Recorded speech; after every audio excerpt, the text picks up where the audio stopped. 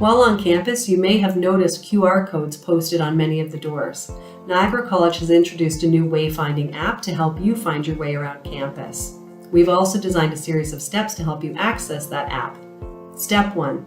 Download the Niagara College mobile app, either on Google Play or from the Apple Store. Step 2. Ensure that Bluetooth and location is enabled on your phone. Step 3. Once installed, open the app and hit Campus Wayfinding, no sign-in. Step 4.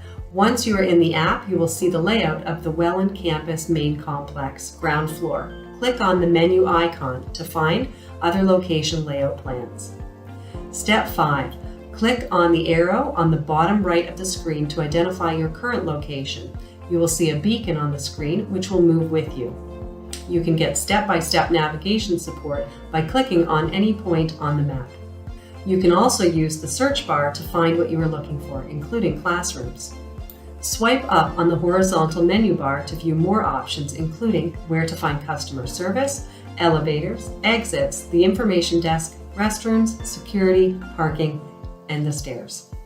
Enter your Niagara College username and password to access more features, like the wait times in the cafeteria, open labs, transit schedules, and timetable information.